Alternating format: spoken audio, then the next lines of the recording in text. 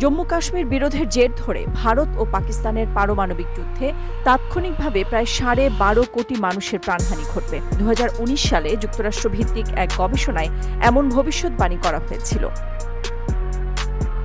6 বছর আগে আমেরিকার রাটগার্স বিশ্ববিদ্যালয়ের সেই গবেষণায় আরও বলা হয়, এর ফলে জলবায়ুর ওপর বিরূপ প্রভাব পড়বে, তাতে অনাহারে মারা যাবে আরও বহু কোটি মানুষ।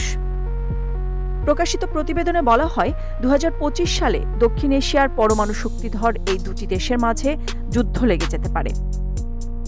গবেষকরা আশঙ্কা করেছিলেন, 2025 সালে পারমাণবিক যুদ্ধে জড়াতে পারে দক্ষিণ এশিয়ার দুই পারমাণবিক শক্তিধর দেশ ভারত ও পাকিস্তান। ততদিনে দুই দেশ মিলিয়ে 400 থেকে 500 পারমাণবিক অস্ত্র মজুত করে ফেলবে, এমন আশঙ্কাও করেছিলেন গবেষকরা। 2025-এ এসে বাস্তবতা কিন্তু তাই বলছে।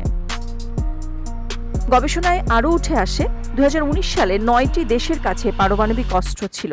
এদের মধ্যে কেবল ভারত ও পাকিস্তানই নিজেদের পারমাণবিক অস্ত্র ভান্ডার দ্রুত সমৃদ্ধ করছিল। অন্য দেশগুলোর তুলনায় ভারত ও পাকিস্তানের পরিস্থিতি ভিন্ন। দেশ দুটির সামরিক যুদ্ধে জড়ানোর অতীত ইতিহাসও আছে।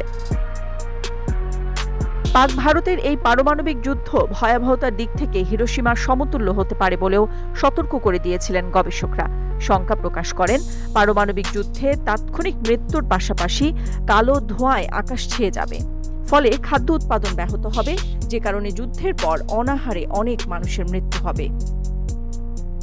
গবেষণাপত্রে আরও বলা হয়, পরমাণু অস্ত্রের পার্শ্ব প্রতিক্রিয়া হিসেবে পুরো বিশ্বের গাছপালার হার 15 থেকে 30% কমে যেতে পারে। এছাড়া সমুদ্রেও প্রাণের হার 5 থেকে 15% কমতে পারে। পৃথিবীতে সূর্যের আলো আসার হার 20 থেকে 35% কমে যাবে, যে কারণে খাদ্য উৎপাদন মারাত্মকভাবে ব্যাহত হতে পারে। বৃষ্টির পরিমাণও কমে যাবে 15 থেকে 30%। পারমাণবিক অস্ত্রের কারণে পরিবেশের ওপর এসব বিরূপ প্রভাব কাটিয়ে উঠতে 10 বছরের বেশি সময় লাগবে, এমন কথাও বলেছিলেন গবেষকরা। এমন কঠিন ভবিষ্যৎবাণীর বাস্তব রূপের সম্মুখীন বিশ্বকে বাঁচাতে পাক ভারত ছাড়াও সারা বিশ্বের নেতাদের এগিয়ে আসা উচিত। নাদিরা জাহান, নিউজ ডেস্ক, সারা বাংলা।